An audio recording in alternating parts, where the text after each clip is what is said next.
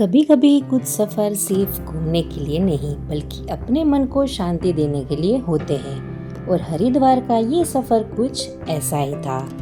मसूरी से निकलकर हम शाम तक हरिद्वार पहुंच गए। होटल में चेक इन करके थोड़ा फ्रेश हुए और सीधे निकल पड़े हर की पौड़ी की तरफ। गंगा जी के दर्शन करते ही मन में एक अलग ही शांति महसूस हुई।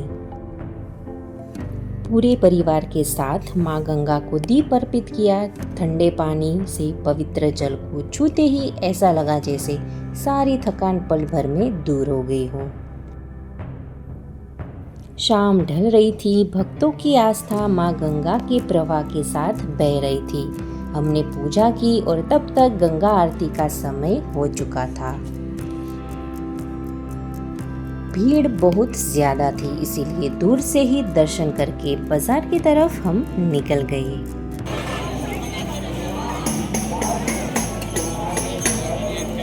ये है चोटी वाला रेस्टोरेंट, यहाँ का फेमस का। यहाँ पे आपको शुद्ध शाकाहारी खाना मिल जाएगा।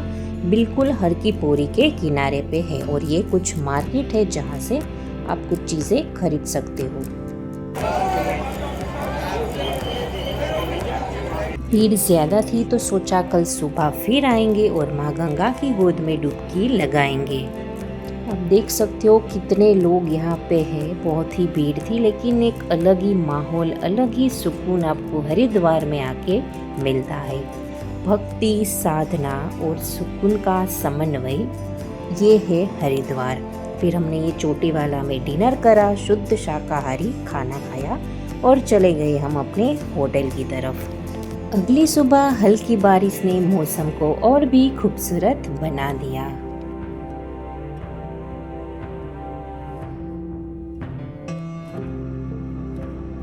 ठंडी हवाओं और पवित्र वातावरण के बीच हम पहुंच गए मनसा देवी मंदिर।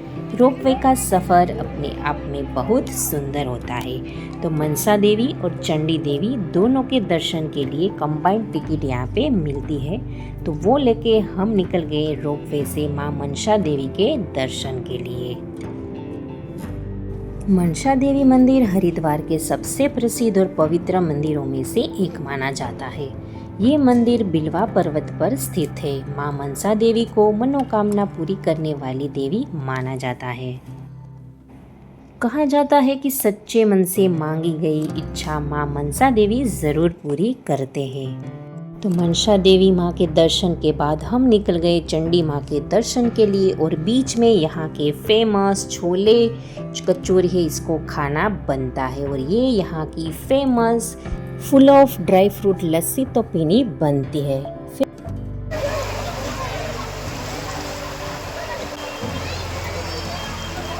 फिर यहाँ से हम निकल गए चंडी देवी माँ के दर्शन के लिए। और ये है मार्केट के आसपास जहाँ पे आप शॉपिंग कर सकते हो और बहुत सारे वेजिटेरियन रेस्टोरेंट भी है, तो खाना भी खा सकते हो। ये सारा वो एरिया है जहाँ पे आपको हरिद्वार की फेमस खाने पीने की चीज़ें मिल जाएंगी। माँ चंडी देवी का मंदिर नील पर्वत पर स्थित है और इसका इतिहास बहुत ही रोचक माना जाता है। मान्यता है कि माँ चंडी ने इसी स्थान पर असुरों चंड और मूंड का वध किया था। इसी कारण इस स्थान का नाम चंडी देवी पड़ा। तो शाम के टाइम पर यहाँ पहुंचकर भीड़ काफी ज्यादा थी और लगभग 3 घंटे का वेटिंग टाइम था, लेकिन मंदिर का वातावरण इतना शांत और दिव्य था कि समय का पता ही नहीं चला।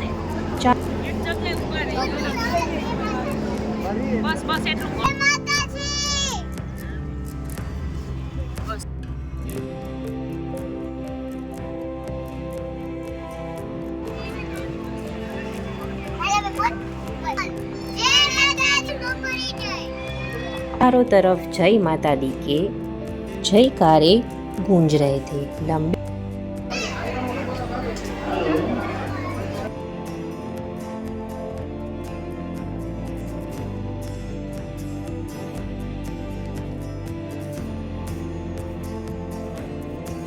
प्रतीक्षा के बाद जब माँ चंडी देवी के दर्शन हुए तब सारी थकान एक पल में दूर हो गई।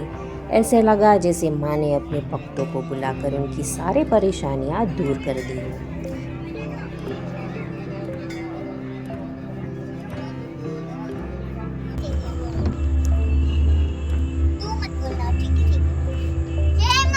दर्शन के बाद हम फिर से हर की पौड़ी लौट आए और यही हुआ हमारे सफ़र का सबसे यादगार और भावुक पल। पिछली शाम भीड़ के कारण हम गंगा आरती को नज़दीक से नहीं देख पाए थे, लेकिन इस बार जब हम घाट पर पहुंचे तब वहां मां गंगा की एक विशेष आरती हो रही थी।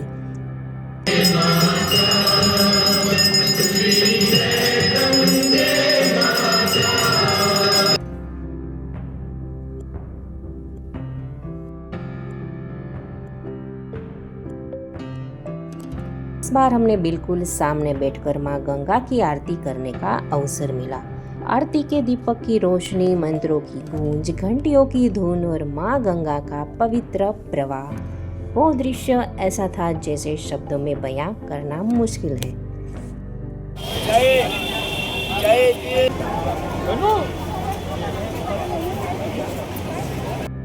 उस समय ऐसा लग रहा था जैसे समय ठहर गया हो।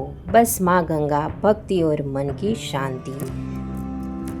रात हो गई थी और हमने फिर चोटीवाला में भोजन किया। पूरे दिन की यात्रा के बाद शरीर थक गया था, लेकिन मन बहुत खुश था।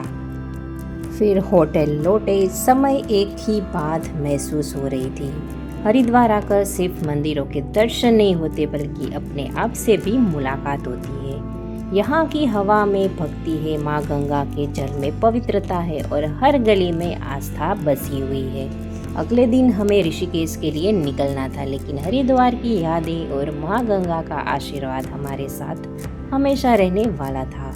अगर आप भी कभी शांति, श्रद्धा और सुकून की तलाश में हो तो एक बार हरिद्वार ज़रूर आए। हो सकता है जो जवाब आप ढूंढ रहे हैं वो माँ गंगा के किनारे आपको मिल जाए। हर हर गंगे, हर हर महादेव। अखंड ब्रह्मांड क्षय देवा कृपा विधेयस्य